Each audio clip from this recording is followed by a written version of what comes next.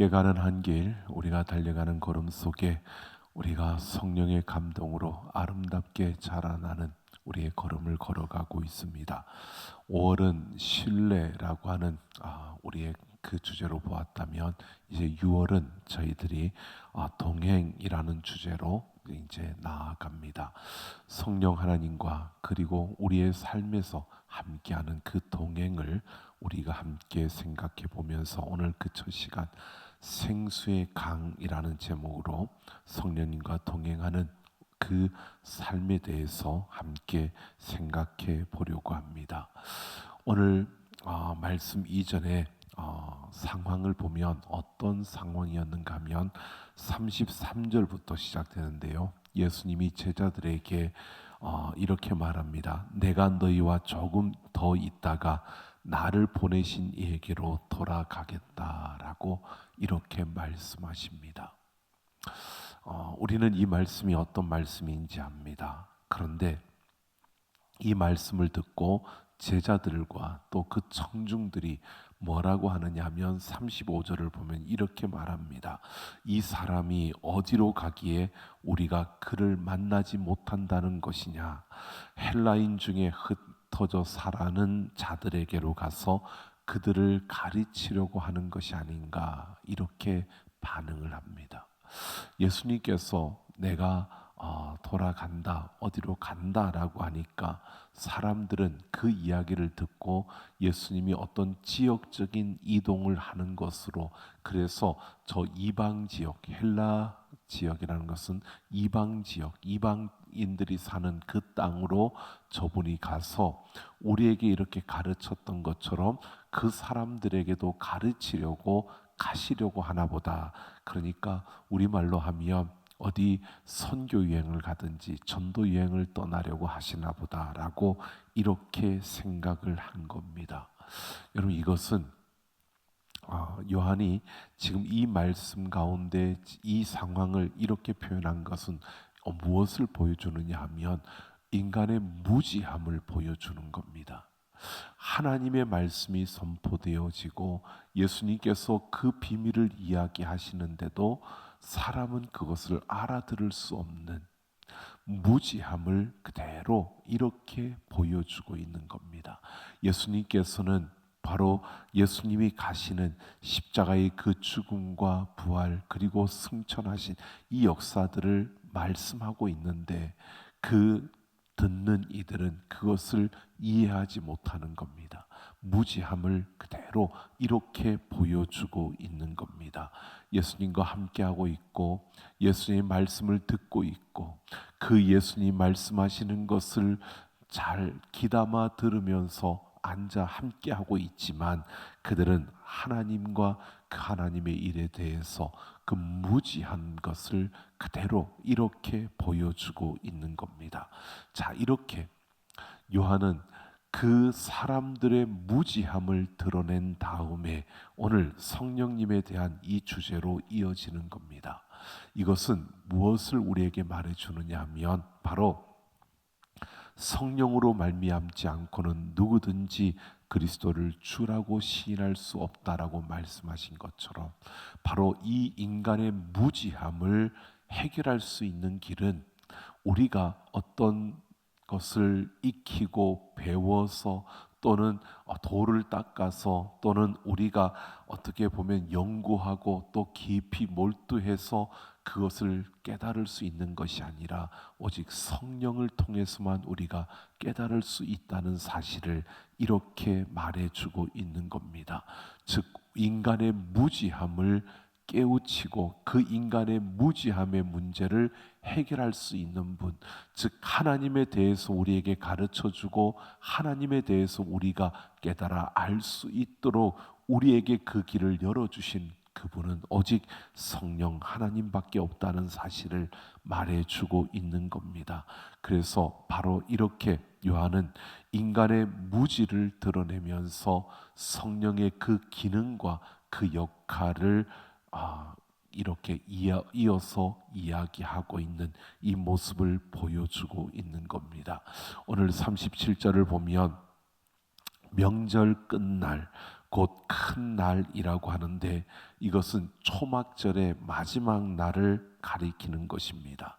여러분, 초막절은 과거에 이스라엘 백성들이 광야를 지나왔던 그 광야를 지나면서 아무것도 없는 그 광야에서 하나님이 공급해 주시는 것을 통해서 그들이 공급받고 그 하나님의 은혜로 그 광야 40년을 지내왔던 이것을 그들이 기리면서 하나님의 그 은혜에 감사하면서 지키는 절기가 바로 이 초막절이었습니다. 그런데 이 초막절에 하나님의 은혜로 그들이 그곳을 살았던 그 많은 그 날들을 지키면서 우리의 조상들이 광야를 지날 때 하나님께서 이런 은혜를 베푸셨다는 것을 그들이 기억하며 이 초막절을 지나는데 마지막 날에는 아주 특별한 행사가 그들에게 있었습니다. 그것은 수많은 사람들이 그 절기에 참여했던 사람들이 두 줄로 행렬을 지어서 약 10리 정도 떨어져 있는 그 예루살렘 그 성전에서 떨어져 있는 그곳인 실로암 목가로 가서 거기에서 물을 뜨는 겁니다. 대제사장이 황금 항아리에다가 물을 뜹니다. 그리고 그 물을 가지고 다시 예루살렘 성전으로 오는데 그때 그냥 와서 오는 것이 아니라 그 모든 백성들과 함께 하나님을 찬양하면서 그곳으로 오고요. 그곳에서 성전을 돌면서 7번을 성전을 돌면서 하나님을 찬양합니다. 그리고 그 물을 제단에 붓는 겁니다. 그때 모인 모든 무리가 함께 하나님을 찬양하는 것, 이것이 초막절 행사의 큰 행사로 마지막 절정 클라이막스가 되는 겁니다. 마지막 날에 이런 초막절 행사가 이루어지는데 이렇게 제사장들이 실로암 목가에 가서 물을 길어다가 그 물을 그 제단에 붓는 것은요, 바로 그 물은 광야를 지날 때 반석에서 물을 내신 하나님, 그 반석에서 나온 그 생수를 상징하는 것이었습니다. 바로 그 절정의 순간, 그 초막절 마지막 그 행사가 이루어지는 그때에 예수님께서 오늘 보면 큰 소리로 외치시는데요. 누구든지 목마르거든 내게로 와서 마시라. 나를 믿는 자는 성경의 이름과 같이 그 배에서 생수의 강이 흘러나리라고 이렇게 외쳤다는 겁니다. 자, 반석에서 난 생수를 상징하는 그 물을 가져다가 제단에 붓는 그 마지막 행사 그 순간에 예수님께서 이렇게 외치신 겁니다. 바로 광야에서 주셨던 그 생수를 기념하는 그 자리에서 예수님이 누구든지 목마른 거든 내게로 와서 마시라라고 하는 것은요, 내가 그 생수를 주겠다라고 이렇게 외치고 있는 겁니다. 내가 그 물을 주겠다는 겁니다. 여러분, 이것은 유대인들의 입장에서 유대인들의 생각으로 보면 참 황당무계한 이야기를 하는 거지만 지금 예수님은 무엇을 말하고 있는가 하면 그들이 그 초막절을 지키면서 그 생수를 가지고 그 반석에 난 그 생수를 상징하는 이러한 물을 붓는 이 생수를 붓는 그들에게 예수님께서 이렇게 말씀하시는 것은 바로 초막절이 가리키는 그 생수, 초막절의 그 구원의 은혜, 이것을 예수님께서 성취하시겠다는 것을 말해주고 있는 겁니다. 광야에서 그 반석을 내어 반석에서 물을 내게 우리를 마시게 하셨던 그 하나님, 바로 그 하나님께서 생수로 그들을 마시게 하셨던 것처럼 예수님께서 그 목마름을 해결하는 생수를 그들에게 공급하는 바로 그런 자리에 내가 서겠다는 것을 말씀하고 있는 겁니다. 지금 예수님은 이 초막절에 이 예루살렘에 오시는 것은요, 바리새인들이 예수님을 잡아 죽이려고 하는 그런 위험한 가운데서도 예수님이 이 예루살렘에 오신 겁니다. 그것은 바로 이 말씀을 선포하기 위해서였던 겁니다. 그들에게 그 초막절에서 하나님 부으셨던 그 은혜의 역사들, 너희가 그것을 상징하며 그것을 지키고 있는데 그것을 내가 이루겠다는 겁니다. 그래서 누구든지 목마르거든 내게로 와서 물을 마시라고 그렇게 외치고 있는 겁니다. 여러분, 이 예수님의 외침은 오늘 우리에게 이런 사실을 보여줍니다. 누구든지라고 하는 것과 목마르거든이라고 하는 이 두 단어가 우리에게 이런 사실을 보여줍니다. 누구든지라고 하는 것은 특정한 어떤 사람들, 어떤 부류를 한정하지 않은 것입니다. 예수님께서 오라고 초청을 하는데 누구든지 오라는 겁니다. 이 누구든지라고 하는 것은요, 우리에게 이렇게 말해주고 있는 겁니다. 바로 가난한 자이든 부한 자이든 높은 자이든 낮은 자이든 배운 자이든 배우지 못한 자이든 또한 중앙에 있는 자이든 또는 변두리에 있는 자이든 장애를 가진 자이든 장애가 없는 자이든 소외된 자이든 소외되지 않은 자이든 모든 사람들, 어떤 특정한 사람들을 지칭하지 않고요, 누구든지라고 이렇게 예수님이 초청하고 있다는 겁니다. 여러분, 여기에 포함되지 않은 사람은 없습니다. 바로 우리가 그 초청에 포함되어져 있고 모든 사람들이 그 예수님의 그 초청의 대상이라는 것을 오늘 우리에게 분명히 보여주고 있습니다.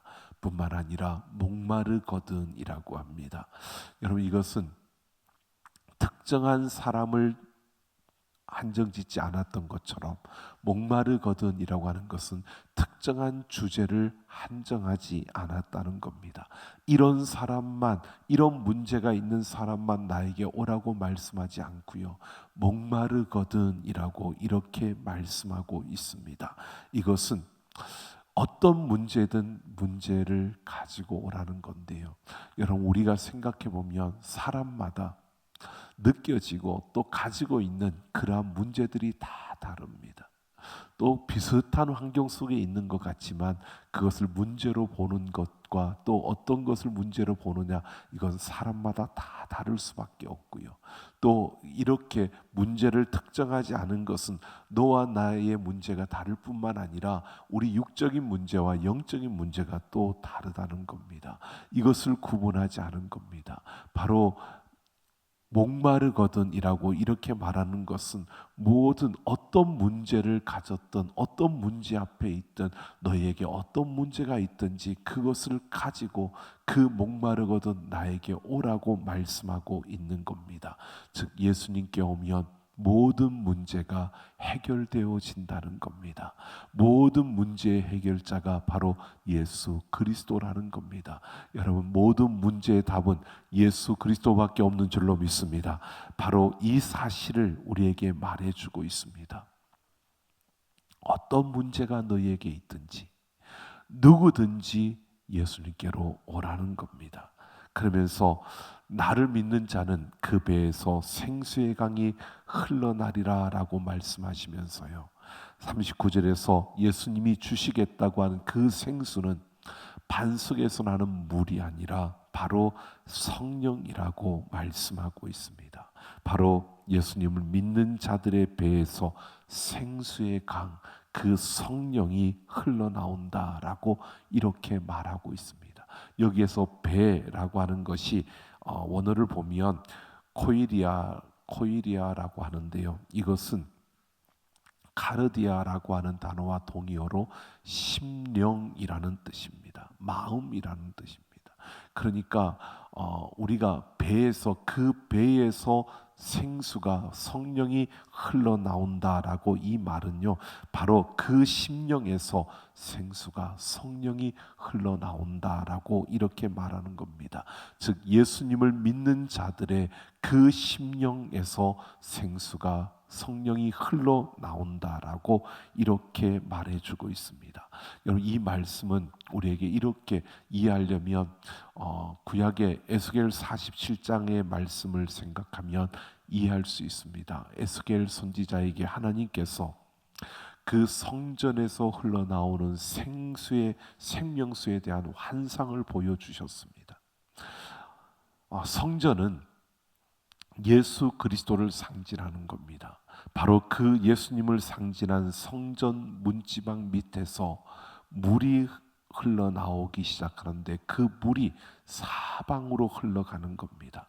그러면서 생수의 강이 되어서 흐르는데 그 물이 이르는 곳마다 모든 생물이 살아나고요. 그 물이 이르는 곳마다 고기들이 살아나고요. 또 그 물이 이르는 곳마다 바닷물이 소생함을 얻고 강 좌우에 각종 먹을 실과가 자라나고 그 열매는 먹을 만하고 그 잎사귀는 약재료가 되었다라고 이렇게 성경은 말합니다. 그러니까 성소에서 물이 흘러나와서 생수의 강이 되어서 그 강이 흘러감으로 회복과 치유와 소송의 역사가 일어나는 이러한 모습을 보여주는 겁니다. 이게 에스겔이 보았던 환상인데 그 환상이 예수님에게서 이루어진다는 것을 이렇게 말해주고 있는 겁니다. 예수를 믿는 자들의 그 심령, 그 마음에 성령이 흘러나오는 이 역사를 말해주고 있는 겁니다. 바로 예수 그리스도로부터 성전 문지방으로부터 물이 흘러나와 생수의 강이 되고 그 강이 흐르는 곳마다 치유와 회복과 다시 살아나는 역사들이 일어나는 것을 이렇게 말해주고 있는 겁니다. 바로 성령님은 우리 안에서 우리와 함께 하시면서 바로 우리에게 하늘의 신령한 그 은혜와 넘치는 기쁨을 우리에게 체험하게 하고 우리로 하여금 그 성령이 우리의 삶에서 넘쳐나고 흘러나오게 하는 이 역사가 우리 가운데 이루어지고 바로 그 성령님을 통해서 우리는 그 삶에서 다시 치유되고 회복되고 살아나는 또 그렇게 우리를 통해서 흘러나오는 그 성령의 그 역사하심을 통하여 살려내는 일들이 우리 가운데 일어나게 됨을 말해주고 있는 겁니다. 그래서 더 이상 우리에게는 이제는 더 이상 목마름이 없게 되는 이 역사를 우리에게 말해주는 겁니다. 바로 우리에게 이 사실을 보여줍니다. 내가 예수를 믿으면 우리 안에 성령님이 오셔서 우리 안에 임재하시고요, 내주하시면서 우리는 그 성령님과 함께 살아가는 겁니다. 그런데 중요한 것은 오늘 이 말씀에서 보여주는 것처럼 우리의 심령에서 흘러나온다는 겁니다. 이 흘러나온다는 것은 어떨 때 흘러나오느냐? 내 안에 가득 찰 때 흘러넘치는 겁니다. 흘러나오는 겁니다. 그러니까 성령님이 내 안에 내주하시는 것과 성령의 충만함은 다른 것이죠. 그러니까 성령님이 내 안에서 내 심령에서 흘러나오는 그래서 그 성령의 역사를 통하여 살아나고 살려내는 이 열매들이 맺어지는 것은 여러분 성령님이 우리 안에 있기 때문에 자연스럽게 맺어지는 것이 아니라 내가 성령의 충만함을 입을 때 그 성령님과 함께 동행하는 그 충만함으로 내가 설 때에 이 역사들이 일어나게 된다는 것을 말해주고 있는 겁니다. 그래서 우리는 성령의 임재가 아니라 성령의 충만함을 우리는 구해야 하고 우리는 성령의 충만함을 받는 자들이 되어야 합니다. 이미 우리 안에 성령님이 와 계십니다. 성령의 임재는 우리 안에 이미 이루어졌습니다. 이제 우리는 성령의 충만함을 입어서 우리를 통해서 우리의 심령에서 성령이 흘러나아감으로 성령의 그 놀라운 역사들을 통하여 여러분 살려내고 살아나는 이 역사들이 우리 가운데 이루어져야 한다는 것입니다. 성령님은 언제나 우리와 함께 하십니다. 우리를 떠나가지 아니하시고요, 우리와 함께 하시는데 문제는 내가 성령의 충만함을 입느냐 입지 못하느냐라고 하는 것입니다. 이 성령의 충만함은 바로 성령의 온전한 다스림을 내가 받느냐 못 받느냐는 겁니다. 성령의 성령의 인도하심에 내가 100% 순종하는 것, 이게 충만함을 입는 겁니다. 그럴 때 여러분, 나를 통해서가 내가 아니라 나를 통해서 하나님의 역사들이 일어나게 되고요, 내가 살아날 뿐만 아니라 살려내는 역사들을 이루어 갈 수 있다는 것을 우리에게 말해주고 있는 겁니다. 자, 요한이 지금 이 성경을 써가면서요, 이렇게 말하고 있습니다. 인간은 스스로 뭔가를 할 수 있다고 생각하지만 그런 존재가 아니라 무지하다는 겁니다. 예수님 말씀하시는 것도 듣기는 듣지만 그것이 어떤 의미인지 알 수도 없고 깨달을 수 없는 게 인간이고, 인간의 무지함, 우리가 많이 공부했다고 하고 우리가 많이 안다고 해도 우리는 그런 무지한 자라는 겁니다. 성령이 우리에게 오셔야 그 성령을 통해서 우리는 이 무지함을 깨뜨릴 수 있고, 그래서 예수 그리스도를 통해서 성령님이 우리에게 오셨는데 그 무지함을 우리에게 깨우쳐 주시기 위해서 우리 안에 거하시면서 우리에게 말씀해 주시고 가르쳐 주시는데, 우리가 그 말씀을 듣고 그 가르쳐 주심을 따라서 순종하며 우리가 나아갈 때 우리는 충만함으로 인하여 그 하나님을 우리가 경험할 수 있게 되고, 그 하나님의 그 안에 있는 그 풍요로움과 부요로움을 우리는 누릴 수 있고, 또 그것을 통해서 우리에게서 흘러 넘침으로 우리는 또한 살려낼 수 있는 이런 역사가 우리 가운데 일어난다는 것입니다. 그런데 여기에서 끝이 아니었습니다. 요한은요, 그 다음을 보면 이렇게 우리에게 보여줍니다. 이 성령님이 우리 안에 임하여서 우리를 통하여 그 성령님이 흘러 넘칠 때 공식과 같은 것이요, 분열과 분쟁과 갈등이 일어난다는 겁니다. 오늘 41절을 보면 어떤 사람은 그리스도라고 하고 어떤 이들은 그리스도가 어찌 갈릴리에서 나오겠느냐라고 이렇게 사람마다 분분한 의견을 내놓는 겁니다. 분쟁과 갈등이 일어나는 겁니다. 분열이 일어나는 겁니다. 나뉘어지는 겁니다. 성령의 그 충만함으로 성령이 우리의 심령에서 흘러 넘칠 때 모두가 그것을 반갑게 맞이하고 그것을 기뻐하고 즐거워하면 얼마나 좋겠습니까? 그런데 이 성령의 충만함으로 우리가 성령님과 함께 살아가는 그 걸음을 걸어갈 때 이런 갈등과 분쟁과 분열이 일어난다는 겁니다. 그러면서 여러분, 예수님을 잡으러 왔던 자들이 빈손으로 돌아가서 보고를 하는데 46절을 보면요, 그 사람이 말하는 것처럼 말한 사람은 이때까지 없었나이다 라고 합니다. 그러니까 예수를 잡아오라고 그 바리새인들이 사람을 보낸 겁니다. 그런데 그들이 와서 예수님이 하시는 이야기들을 듣고 빈손으로 돌아가서 하는 이야기가 그 사람이 말하는 것처럼 말한 사람은 이때까지 없었다라고 이렇게 말하는 겁니다. 즉 이 말은 그처럼 영광스러운 권위 있는 말씀은 처음 들어봤다라고 이들이 이렇게 고백하는 겁니다. 그 권위 있는 말씀을 우리는 이전에 들어본 적이 없고 정말 이 권위 있는 말씀을 우리가 그에게서 들었다라고 이렇게 그들이 보고하고 있는 겁니다. 그러니까 잡으러 왔다가 잡으러 예수님을 잡아오라고 심부름을 왔다가 그들은 예수님의 그 말씀 앞에 그들은 그 권위를 인정하고 빈손으로 돌아간 것입니다. 오늘 우리가 이것을 볼 수 있습니다. 바로 성령의 그 충만함을 우리가 입을 때, 그 충만함을 가지고 살아갈 때 성령님과 함께 동행하는 그 걸음 속에서 나를 인정하고 받아주는 이들이 있는가 하면 또한 갈등과 분쟁과 분열 속에서 그것을 거부하고 또 대적하는 이들도 분명히 있다는 겁니다. 그러나 분명한 것은요, 성령의 그 흘러 넘침을 통하여서 이런 그 권위를 인정하는 이들이 나올 수밖에 없고 이런 변화를 이룰 수밖에 없다는 것을 보여주고 있습니다.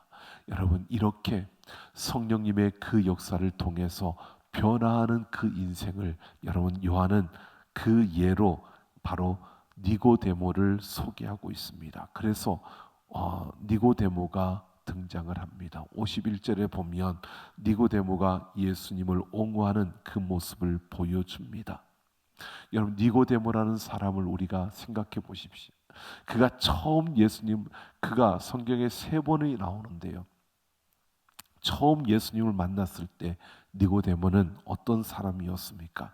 예수님께서 거듭나야 그 나라에 들어갈 수 있다라고 했을 때, 거듭나야 한다고 했을 때 어떻게 어머니 뱃속에 다시 들어갔다 나올 수 있느냐라고 말한 자입니다. 여러분, 무지함을 보여준 거죠. 하나님의 그 말씀의 그 뜻을 알지 못하는 무지함을 보였던 이가 이 니고데모였습니다. 그런데 지금 이제 어떻게 그 사람이 변화되었느냐? 예수님을 옹호하는 겁니다. 여러분, 그 다음 그가 나오는 장면이 어딘지 아십니까? 예수님이 죽음 다음에 요한복음 19장 39절에 보면 예수님의 장례를 준비하는데 빌라도에게 가서 시신을 달라고 요구한 이가 바로 이 니고데모였습니다.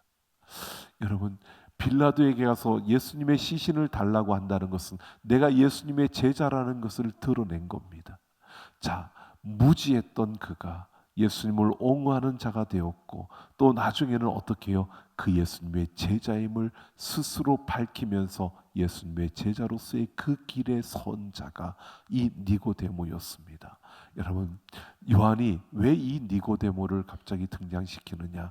결국 성령의 그 역사하심이 아니고서는 그 무지함이 깨뜨려질 수 없고 그 무지함 속에서 이런 변화, 예수를 알게 되고 예수를 옹호하게 되고 예수님의 제자가 될 수 있는 이 변화는 성령의 역사밖에 없다는 것을 이렇게 보여주고 있는 겁니다.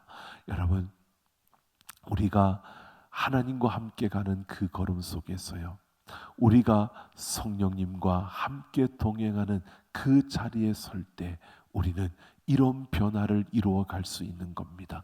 이렇게 성장하고 성숙해져 갈 수 있는 겁니다. 여러분, 우리가 성경 공부 열심히 한다고 성경 많이 읽는다고 여러분 그렇게 변화되는 게 아니고 그래서 성장하는 게 아니라 성경 공부 필요 없다는 게 아닙니다. 이 성경 읽지 말라는 게 아닙니다. 읽어야지요. 공부해야지요. 근데 공부해서 내가 변화되는 거, 내가 성장하고 성숙하는 것이 아니라 내가 공부하는 그 가운데 내 안에 계신 성령께서 나를 깨우쳐 주시고 나를 변화시켜 주시는데 그 가르쳐 주시는 그 진리의 말씀에 따라 내가 온전히 순종할 때, 내가 성령의 충만함을 입을 때 이 성장과 이 성숙의 역사가 일어난다는 겁니다. 그러니까 여러분, 우리가 많은 것을 알 필요가 없습니다. 성령께서 내게 말씀하시는 것에만 순종한다면 여러분, 그 삶은 변화될 수밖에 없고 성장할 수밖에 없고 성숙해져 갈 수밖에 없다는 겁니다. 우리의 성장과 성숙은 이 성령의 충만함이 아니고서는 이루어질 수 없다는 것을 우리에게 말해주고 있는 겁니다. 우리를 사로잡아 충만하게 여진 그 성령님이 생수의 강이 되어 흘러 넘치는, 그래서 내 삶의 변화와 성장과 성숙뿐만 아니라 내 삶을 통하여 또 흘러 넘치는 그 생수의 강으로 살려내는 역사들을 이루시는 하나님의 그 아름다움이 우리를 통해서 이루어지기를 예수님의 이름으로 축원합니다. 오늘 우리는 이 삶을 분명히 기억해야 합니다. 우리는 다른 것이 아닙니다. 우리가 배우고 익히고 나아가지만 성령께서 나를 깨닫게 하지 않으면 우리는 그 진리를 깨달을 수 없고 알 수도 없습니다. 무지한 자들입니다. 공부한다고 되는 게 아닙니다. 여러분, 성령께서 우리에게 가르쳐 주시기에 우리는 깨달아 알 수 있는 거고요. 그 가운데 내가 온전히 순종함으로 성령의 충만함, 성령의 온전한 다스림을 받으며 나아갈 때 인간적인 생각들 말고요, 인간적인 어떤 것들이 아니라 성령께서 내게 말씀하시는 대로 여러분, 우리가 가야 할 것과 멈출 것과 서는 것, 여러분 그거 부끄러운 것 아닙니다. 가다가 멈출 때도 있는 겁니다. 성령께서 멈추라면 멈춰야지요. 이제 내가 놓아야 된다면 놓아야지요. 근데 그걸 놓으면 마치 내가 부끄럽고 또 모든 것이 아닌 것처럼 인간적인 어떤 생각과 체면과 이런 것 때문에 우리가 내려놓지 못하고 멈추지 못하면 그런 성령의 충만함이 아닙니다. 내 고집대로 가는 거죠. 내 체면으로 따라서 가는 거고 내 생각대로 가는 거죠. 여러분, 우리가 신앙생활하면서요, 믿음으로 살아가면서 성령의 어떤 충만함을 입고 성령의 다스림을 받으며 살아가기보다는 이렇게 내 감정에 치우쳐서 내 체면 따라서 내 생각 따라서 다른 사람들이 나를 어떻게 볼까 생각하는 그런 염려 때문에 여러분, 우리가 나아갈 때가 더 많은 우리의 모습이라면 그건 성령의 충만함이 아닌 겁니다. 오늘 우리는 우리가 선택하고 나아가는 걸음 속에서 내가 성령의 다스림을 온전히 순종하며 나아가고 있는 것인지, 아니면 그냥 살아왔던 경험에 의해서, 내가 그동안 신앙생활해 왔던 경험에 의해서 그런 어떤 다른 사람들이 나에게 요구하는 그런 요구에 의해서 내가 가고 있는 것인지를 우리가 분명히 살필 수 있어야 할 것입니다. 성령의 충만함을 입을 때, 그래서 내게서 성령이 흘러 넘침으로 생수의 강이 되어 이 땅에 흘러갈 때, 여러분 그때 하나님의 놀라운 역사들이 우리의 삶에 이루어지는 것입니다. 하나님은 오늘도 우리를 통해서 그런 역사들을 이루기를 원하고, 주님 다시 오시는 그날까지 바로 우리가 성령의 충만함으로 성령의 그 역사를 이루어 가기를 하나님은 기대하고 있습니다. 여러분, 우리는 연약합니다. 그래서 성령의 임재는 우리에게서 이루어졌고 우리는 성령님과 함께하고 있지만 그 함께하는 그 걸음이 충만하다고 말할 수는 없습니다. 그러나 충만한 자에게는 하나님의 놀라운 그 역사들, 살아나고 살려내는 그 역사들이 일어난다는 것입니다. 오늘 우리의 삶에서 이런 하나님의 생명의 역사가, 살아나고 살려내는 역사가 이루어지기를 예수님의 이름으로 축원합니다.